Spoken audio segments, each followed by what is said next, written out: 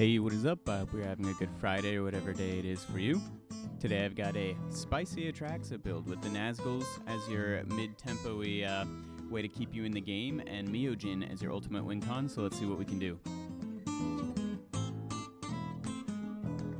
Alrighty, to start us off, I've got Atraxa, Praetors Voice. She costs -red.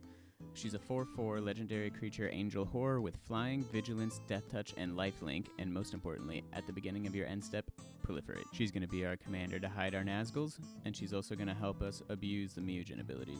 Let's start off with our first category here with the Nazgûl, 2 and a black for a 1/2 with death touch. When it enters the battlefield, the ring tempts you. Whenever the ring tempts you, put a 1/1 counter on each wraith you control.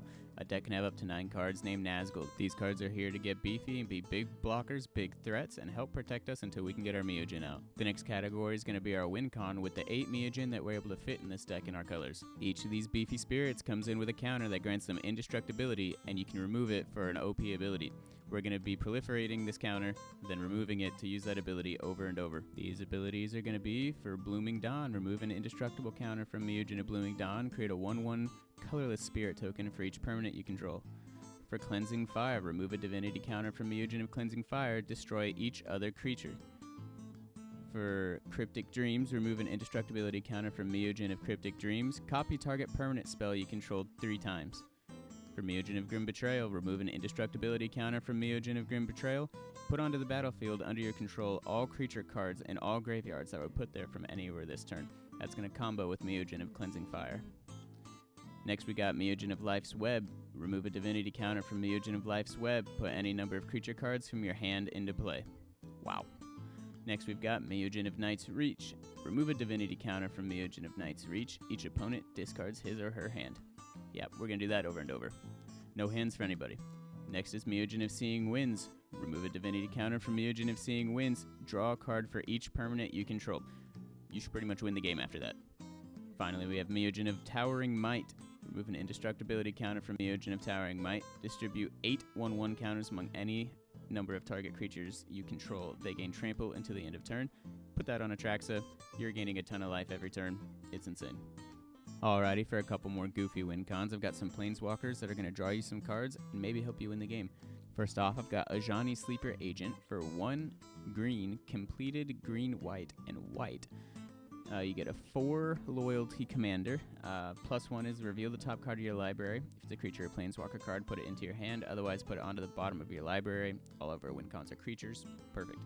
-3 is going to be to distribute 3 1/1 counters among up to 3 target creatures. They gain vigilance until the end of turn. Cool. The -6 is you gain an emblem for whenever you cast a creature or Planeswalker spell. Target opponent gets 2 poison counters. Go ahead and proliferate that. Kill an opponent. Win the game.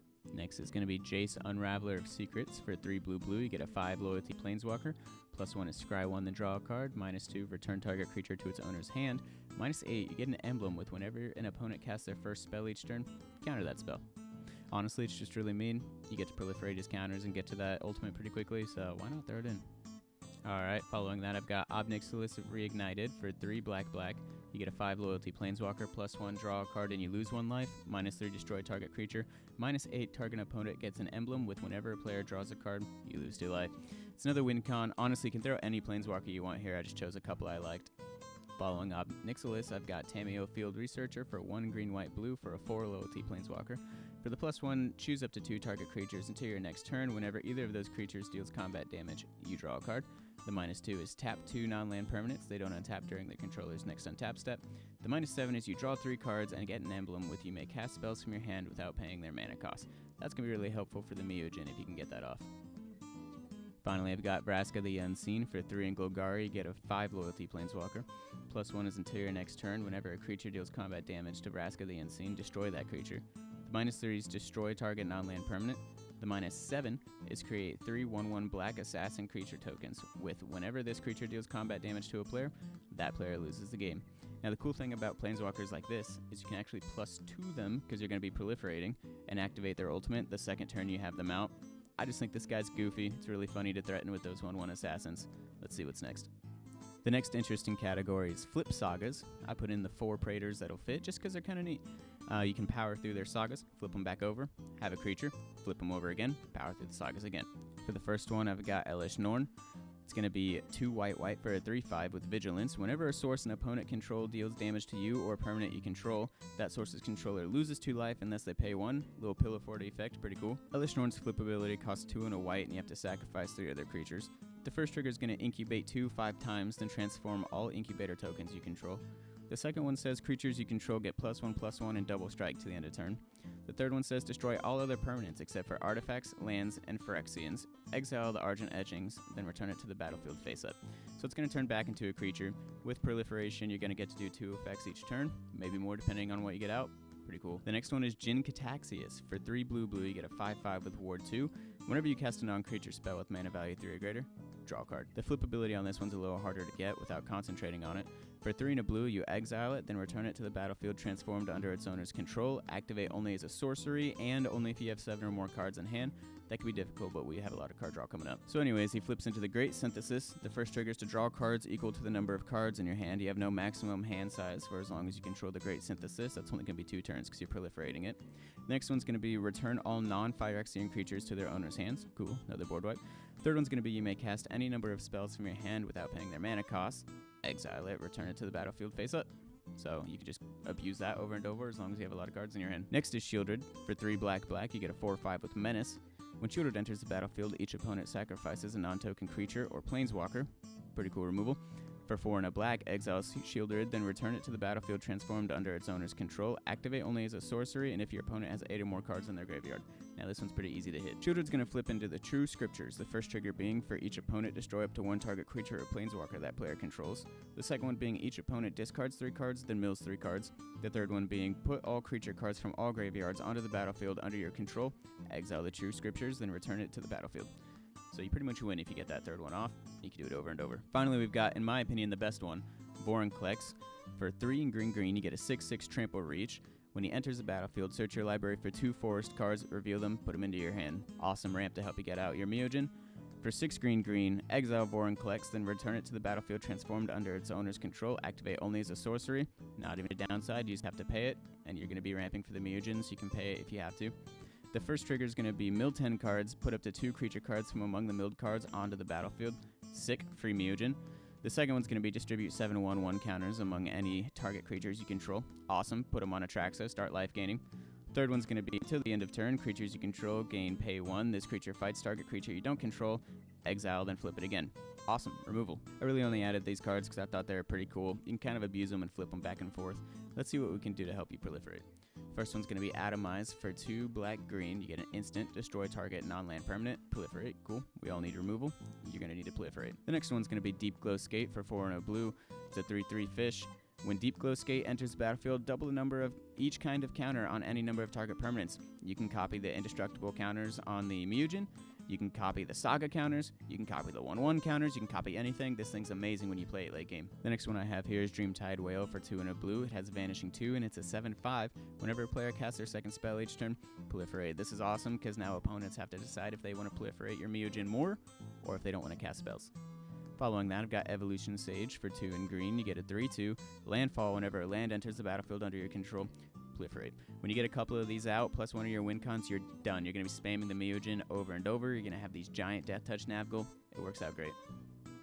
Next is going to be the Ever Loyal Thrumming Bird, which belongs in every Proliferate deck. It's a 1 and a blue for a 1/1 and flying. Whenever it deals combat damage to a player, proliferate.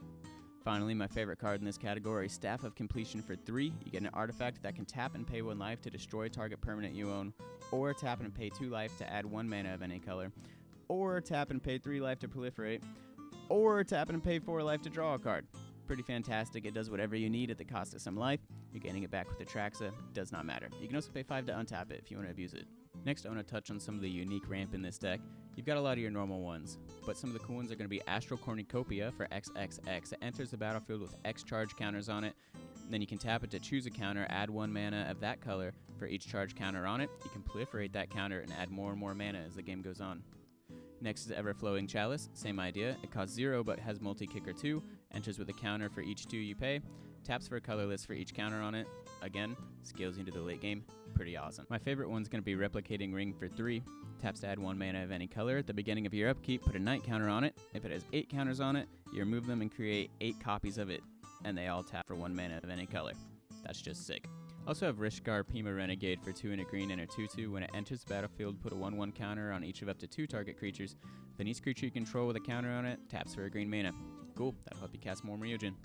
I also want to highlight 2 of the draw spells in this deck. I've got Armorcraft Judge for 3 and a green, you get a 3/3. When it enters, draw a card for each creature you control with a 1/1 counter on it. That's sick, that'll draw you a bunch of cards once it enters. Next is Benthic Biomancer for 1 blue, you get a 1/1. You can pay to adapt it, which puts a 1/1 counter on it. Whenever 1 or more 1/1 counters are put on it, draw a card, then discard a card. Probably do that multiple times per turn. My favorite card drawing engine in this deck is Fathom Mage. For 2 and Simic, you get a 1/1. You can evolve it, put a 1/1 counter on it.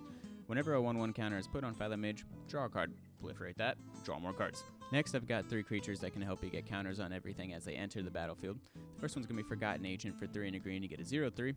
Whenever a player casts a spell, you may put a 1/1 counter on it. At the beginning of your upkeep, you may move them to any other creatures.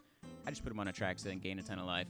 It's sick. I'm just trying to gain life and live until I can cast Myojin. Next is Colonian Hydra for 3 green, you get a 0/0. Enters with 4 1/1 counters on it. Whenever it attacks, double the number of 1/1 counters on each creature you control. That's insane. Put a couple counters on Atraxa, double them every turn. By the way, did I mention it has trample?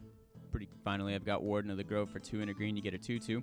At the beginning of your end step, put a 1/1 counter on this creature. Whenever another non-token creature you control enters, it endures X, where X is the number of counters on this creature. Endures means to put 1/1 counters on the creature that entered, or create an XX white spirit creature token equal to the counters. The final category I want to touch on is things that make the Ring-tempt you. Now, getting a bunch of Nazgûl out can be pretty difficult, so I didn't go super heavy into this, but you can build more into it if you want. The first one's Claim the Precious for 1 black, destroy target creature. The ring tempts you. Cool, that puts a 1/1 on every Nazgûl that you already have.